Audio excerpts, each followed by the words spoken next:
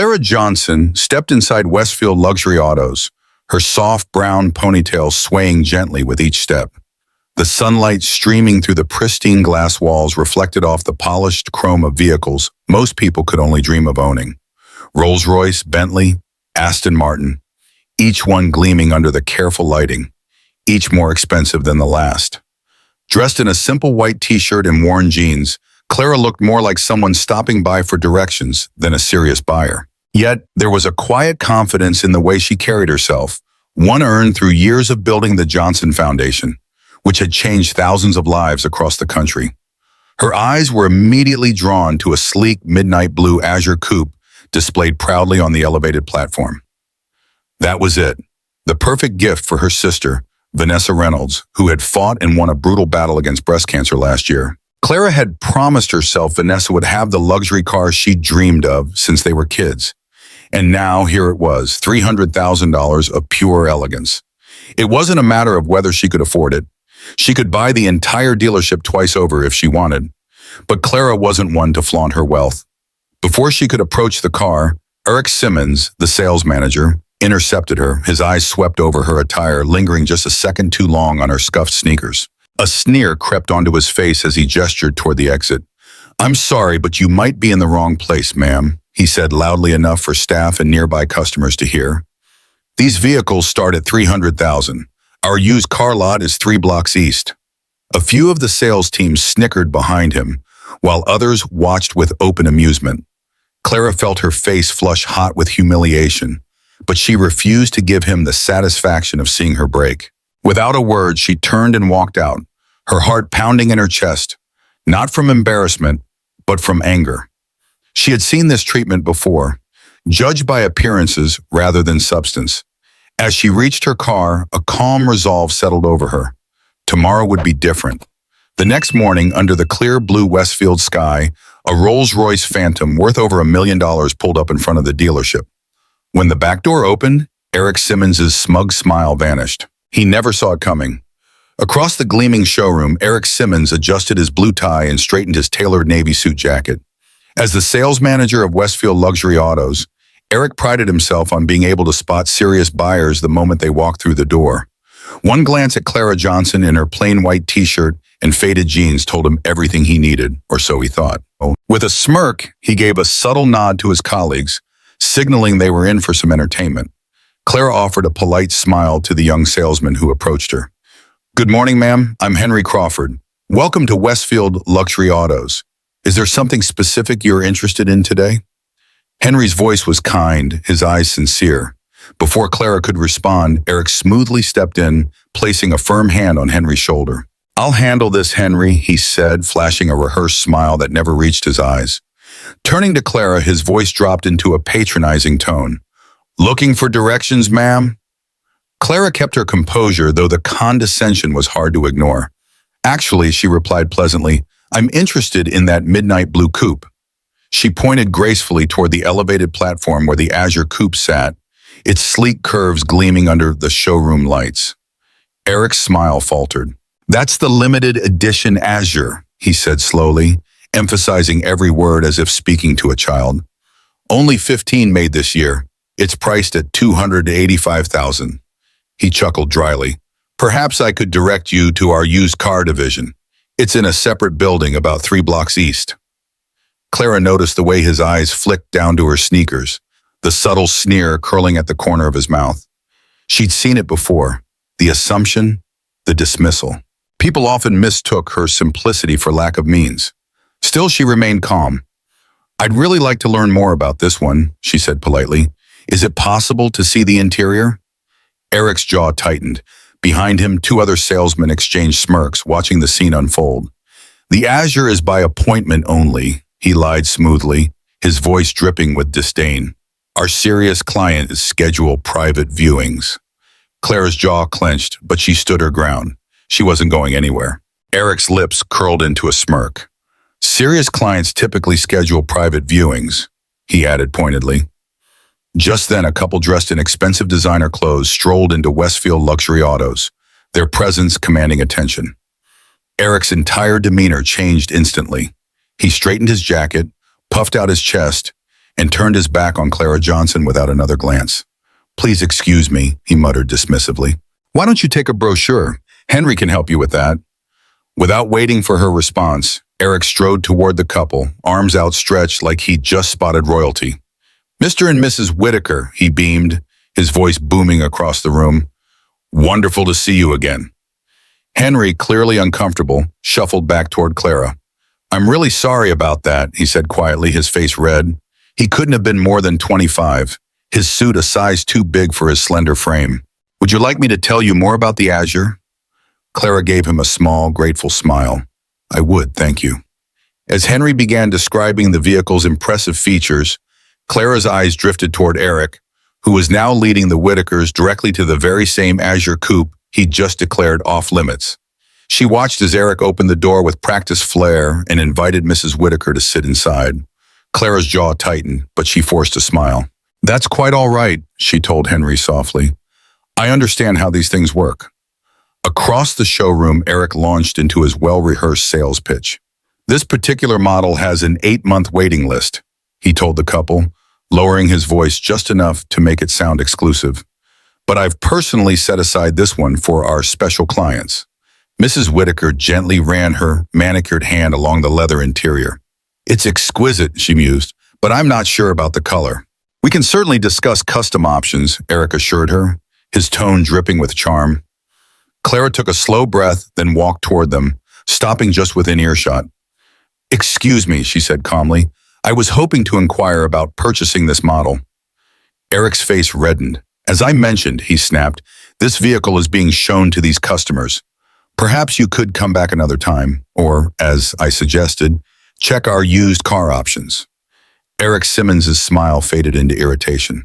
"This is a place of business," he snapped, his voice carrying across the showroom. "That vehicle costs more than most homes around here. Now, I've been patient, but you're interrupting a legitimate sale." Several nearby customers had stopped browsing, drawn in by the uncomfortable scene unfolding in front of the Azure coupe. Henry Crawford hovered anxiously nearby, shifting from foot to foot, unsure whether to step in. Clara stood her ground, her voice steady. "I'm prepared to make a cash purchase today," she said, meeting Eric's eyes without flinching. For a brief moment, the room went still. Then Eric let out a short, harsh laugh that echoed off the polished showroom floors. Heads turned. "A cash purchase? Really?" His voice rose, designed to humiliate her. "This isn't some yard sale down the road. We're talking about $250,000 here." He gestured dismissively at Clara's outfit, her simple white t-shirt, worn jeans, and scuffed sneakers. "People who can afford these cars don't dress like that," he sneered. Clara's cheeks flushed, not from embarrassment, but from a slow-burning anger. She'd faced judgment before, but witnessing it this blatant, in public, stirred something deeper. "I believe my money is as good as anyone else's," she replied quietly but firmly. Eric stepped closer, towering over her now. "Let me be clear," he sneered, voice low but deadly. "You're wasting my time and embarrassing yourself.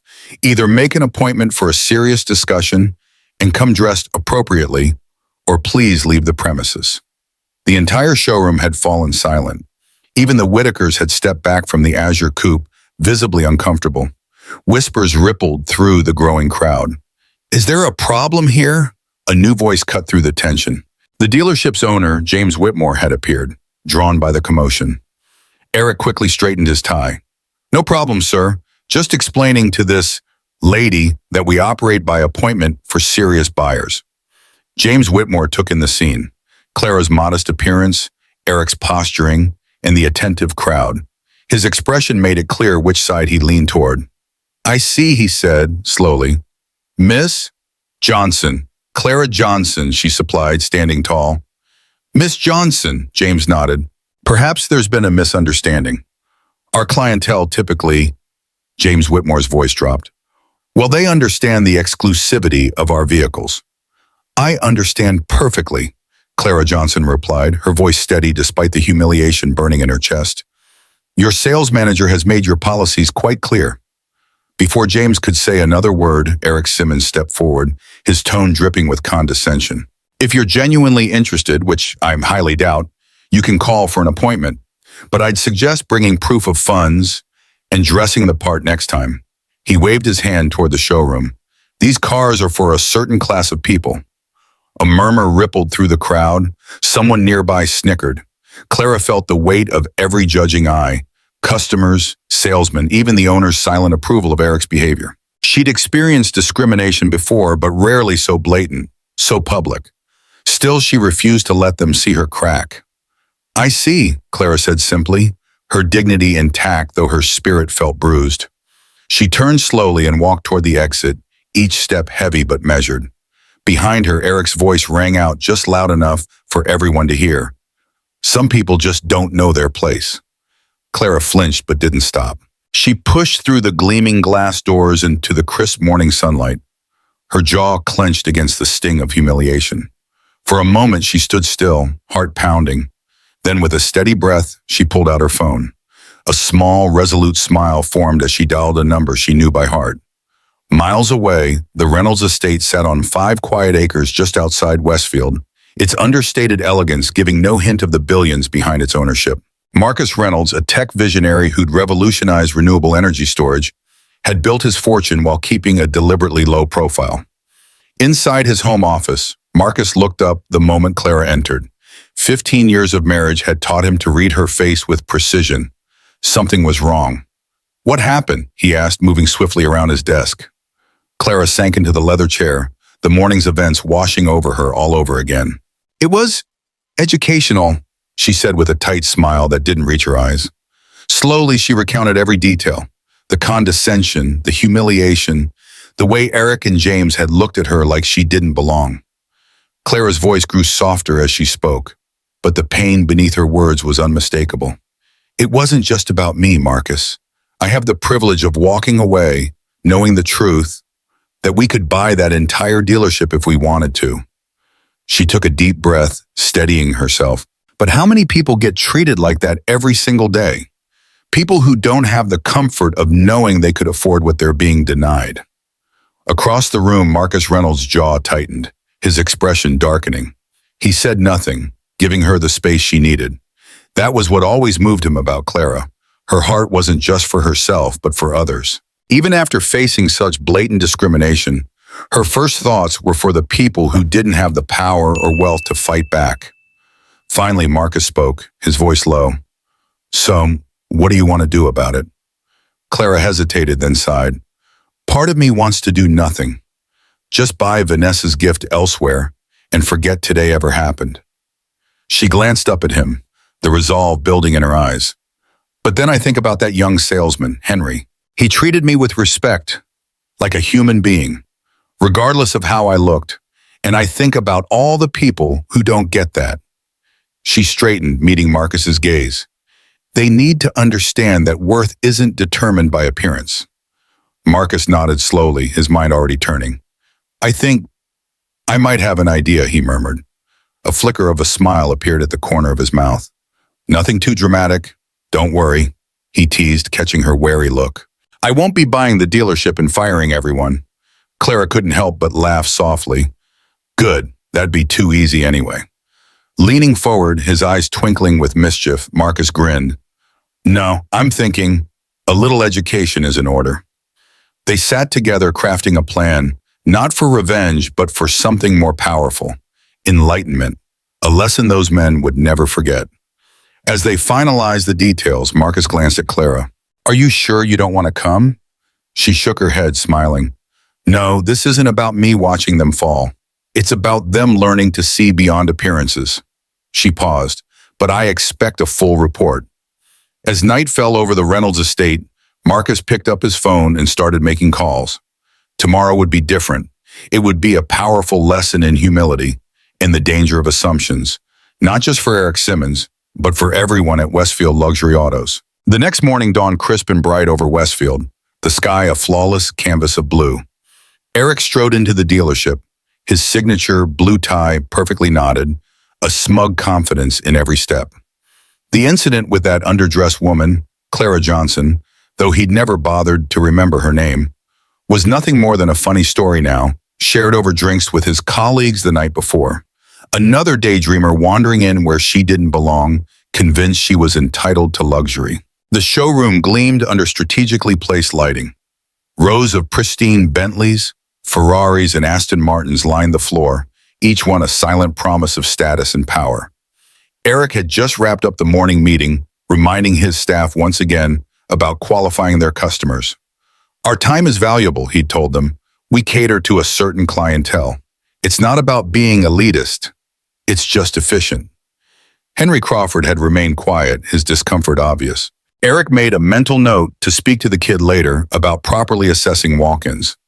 At precisely 10:17 a.m., the air changed. A distinct, low rumble of an engine purred outside.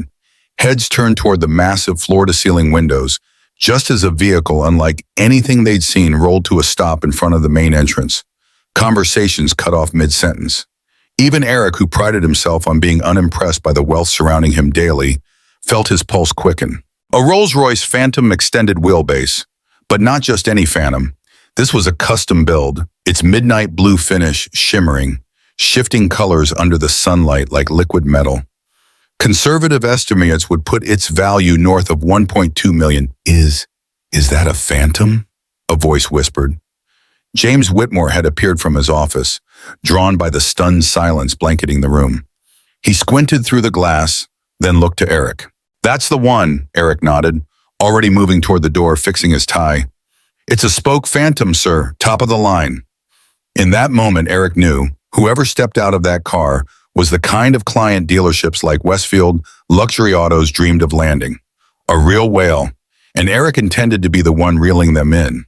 The chauffeur, dressed impeccably in a black uniform with white gloves, stepped out of the Rolls-Royce Phantom and made his way to the rear passenger door. With precise, practiced movements, he opened it wide. From the luxurious interior emerged a man of commanding presence. He was tall, impeccably dressed in a custom-tailored suit that didn't scream wealth, but whispered it, every stitch carrying the weight of its five-figure price tag. His salt and pepper hair was perfectly groomed, his posture effortless, yet authoritative. Eric Simmons's salesman instincts kicked in immediately. This wasn't just a good prospect. This was the kind of client dealerships like Westfield Luxury Autos fought over. The kind who didn't just buy a car, but established relationships worth millions over time. Eric moved fast and intercepting the distinguished visitor before anyone else could react. Good morning, sir. Welcome to Westfield Luxury Autos, he called out, voice smooth and polished. Eric Simmons, sales manager. It's an absolute pleasure to have you with us today. The man regarded Eric with an unreadable expression, his icy blue eyes surveying the scene calmly. Then, offering a firm handshake, he spoke. Marcus Reynolds. The name sent a flicker of recognition through Eric's mind, but he couldn't immediately place it. Still, the Phantom spoke volumes. Whoever Marcus Reynolds was, his wealth was unquestionable. Mr. Reynolds, truly an honor, Eric beamed. What brings you to our humble establishment today? Perhaps I could show you our newest arrivals. We just received a limited edition McLaren. Marcus raised a hand, cutting him off effortlessly. Actually, I'm here about a specific vehicle, the Azure Coupe, Midnight Blue. Eric's sales grin widened, sensing the potential commission. Excellent choice, sir. Only 15 produced this year. I'd be delighted to show you. It's actually right over. I know where it is, Marcus interrupted smoothly. His tone was calm, but there was an edge that made Eric pause. My wife was here yesterday. She expressed interest in it. Eric's carefully trained smile faltered for the first time, confusion flashing in his eyes. Your wife? I don't recall. Perhaps one of my colleagues assisted her? Marcus's lips curled into a knowing smile, but his eyes stayed cold. No, Mr. Simmons, you assisted her, or rather, refused to. Marcus Reynolds' expression turned icy, his voice calm but cutting. No, Mr. Simmons, you assisted her, or rather, you refused to. Clara Johnson, she was wearing jeans and a white t-shirt. You suggested she might be more comfortable looking at used cars. The blood drained from Eric's face as the realization hit him like a freight train. Behind him, Henry Crawford, who'd been hovering nearby, let out a small gasp but quickly covered his mouth. Mr. Reynolds, Eric stammered, his usual smooth delivery completely failing him. There There must be some misunderstanding. We welcome all customers here, of course. By now, James Whitmore had appeared, sensing something serious unfolding. Is everything all right here? He asked, his eyes shifting from Eric to Marcus, immediately picking up on the shift in energy. Marcus turned toward him, his stare unwavering. Mr. Whitmore, I presume?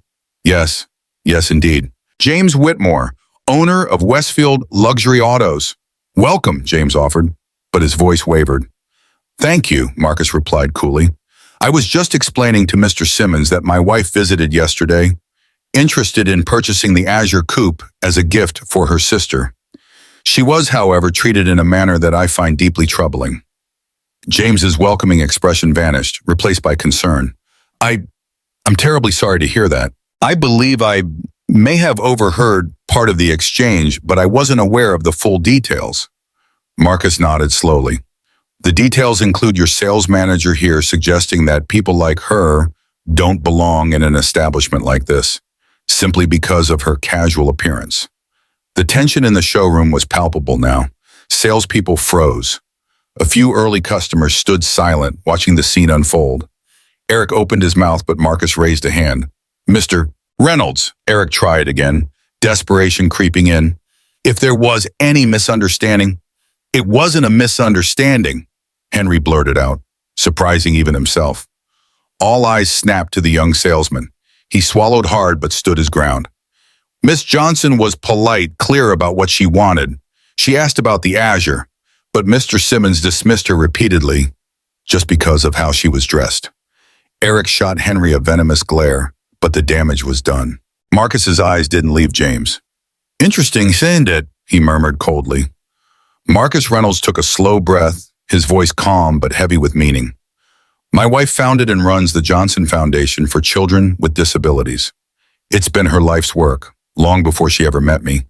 She's raised over $50 million for specialized medical equipment and educational programs across the country.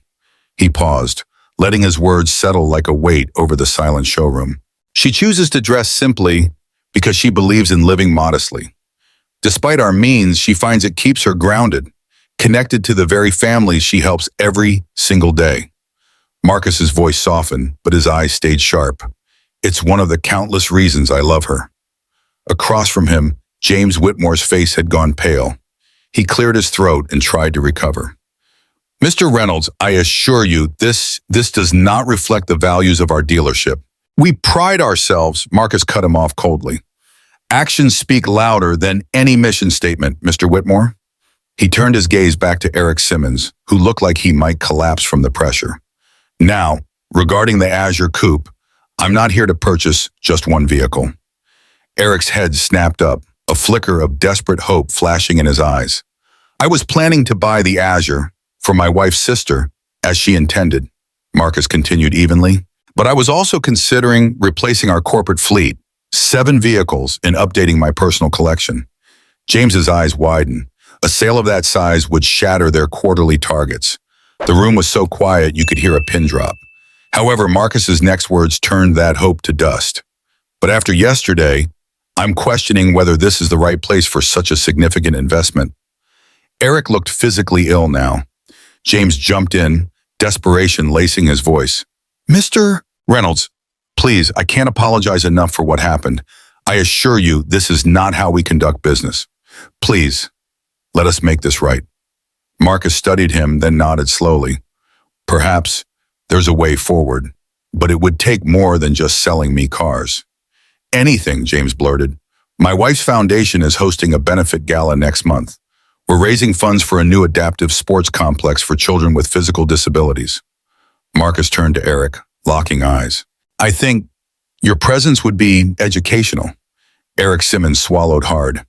Sir, as a guest, No, Marcus Reynolds cut in, his voice calm but firm. Not as a guest, as a volunteer. The Johnson Foundation is always looking for people to help with setup, assist the children, see firsthand the work being done. His words carried weight, the implication clear. This wasn't about cars anymore. It was about learning a fundamental lesson in human value. Marcus turned toward James Whitmore. Additionally, your dealership might want to consider a training program on unconscious bias. I know several excellent consultants who could help. James nodded quickly, almost too quickly. Absolutely. We'd welcome such an initiative. Satisfied, Marcus looked past them to Henry Crawford. As for the vehicles, I'd like Henry here to handle all the paperwork, starting with the Azure for my sister-in-law. Henry's eyes widened in shock. Me? Thank you, sir. I'd be honored. Good, Marcus said, his tone leaving no room for argument. Now, shall we discuss the corporate fleet? As they moved toward James's office, Marcus paused in front of the Azure coupe, running his hands slowly along the sleek midnight blue contour. A quiet smile tugged at the corner of his mouth. My wife has excellent taste, doesn't she? Behind them, Eric stood frozen, motionless, his world collapsing around him. The hard truth crashed over him. He hadn't been judged by how he treated important people, but by how he treated someone he thought wasn't. 1 month later, the Johnson Foundation's benefit gala transformed the Westfield Grand Hall into a celebration of hope and possibility. Children with disabilities mingled with donors, medical professionals, and supporters. Near the entrance, Eric stood awkwardly, not in his usual expensive suit, but in a simple event staff uniform, directing guests and pushing a young boy's wheelchair. The month had changed him in ways he hadn't expected. What began as a forced obligation, the price of keeping his job, had become something else entirely. Eric had watched these kids face challenges daily with strength he'd never known. Slowly, something shifted in him. For the first time, he truly understood what Marcus had meant. Respect wasn't about status or money. It was about how you treated people when you thought no one was watching. The month of volunteering had changed Eric Simmons more than he ever expected. What began as a forced obligation became a humbling experience. Every day, he witnessed the challenges these children faced and the quiet dignity with which they met them. It was a world he'd never bothered to see before, one where strength had nothing to do with power, money, or appearance. Across the grand ballroom of the Westfield Grand Hall, Eric spotted Clara Johnson, elegant in a simple blue dress that stood out not for its price tag but for its grace. Despite everything, she approached him with a warm smile. Somehow, knowing who she really was now, Eric found himself even more struck by her lack of pretense. How are you finding the experience, Eric? Clara asked gently. Eric paused, weighing his words. For once, the slick salesman routine was gone. Humbling, he answered sincerely. And necessary. Clara nodded, glancing toward a nearby table where a boy in a wheelchair beamed at Eric. Thomas seems to have taken a liking to you, she observed. Eric chuckled. He's teaching me adaptive basketball. Apparently, I have terrible form. Clara laughed, genuine, warm, without a hint of judgment. He's an honest coach. Eric's expression grew serious. Mrs. Johnson, I know I've apologized formally, but I need to say it to you directly. I'm truly sorry for how I treated you that day at the dealership. There's no excuse for it. Clara's eyes softened. You're right, there isn't. But there was no malice in her voice. The real question is, what have you learned? Eric took a breath, the weight of the last month settling on his shoulders. That worth isn't determined by appearance, position, or possessions, and that everyone deserves respect until they prove otherwise, not the other way around. Clara smiled gently. Good lessons. Expensive ones, too, I imagine. Eric couldn't help but grin ruefully, thinking of the massive sale that slipped away. Yes, ma'am, worth every penny. At that moment, Marcus Reynolds approached, placing a hand lovingly on Clara's shoulder. Blake was just sharing some of his insights, Clara explained. Marcus nodded. I hear you've become quite involved with the adaptive sports program. Yes, sir, Eric replied. In fact, I've signed up to continue, even after my required time is up. He hesitated before adding, and I've been working with James Whitmore to revamp our customer approach at the dealership. No more qualifying people based on appearance. I'm glad to hear it, Marcus said with a rare smile. Then surprising Eric, he added, which reminds me, that corporate fleet I mentioned, we're still in the market. Perhaps you could handle that transaction. Eric's eyes widened in disbelief. Me, sir, I'd be honored. Good, Marcus said simply. Henry Crawford speaks highly of how you've been mentoring him. Shock turned to genuine gratitude. Eric nodded. Thank you, Mr. Reynolds. Truly. Later that evening, as the gala wound down, Eric watched Clara and Marcus move gracefully through the room, not flaunting their wealth or influence, but connecting genuinely with every child and family. He marveled at how completely his perspective had shifted. Just a month ago, he would have dismissed a woman like Clara Johnson, judging her worth by her jeans and simple t-shirt. Now he understood. True value ran deeper than designer labels, luxury cars, or executive titles. Eric wheeled Thomas back toward his family after a photo session. The boy grinned up at him. "You know what, Mr. Eric? You're pretty cool. For a grown-up." Eric smiled, emotion tightening his throat. "Coming from you, Thomas, that's the best compliment that I've had in a very long time." And he meant it. We all make judgments based on appearances, don't we? But as Eric Simmons learned, looking beyond the surface reveals extraordinary people and life-changing opportunities. If this story resonated with you, don't forget to hit that subscribe button and join our community of story lovers. Have you ever misjudged someone or been misjudged yourself? Share your thoughts in the comments. You never know who your story might inspire. And remember, the true measure of wealth isn't your bank account. It's how you treat others when you think no one important is watching. See you in our next story, where another powerful lesson awaits. This story is a powerful reminder that true worth has nothing to do with appearances, wealth, or status. It's revealed in how we treat others, especially when we believe no one is watching. Eric Simmons thought he could judge a person's value by the clothes they wore or the car they drove. But life has a way of humbling us, often when we least expect it. What began as a humiliating moment for Clara Johnson turned into a life-changing lesson for Eric.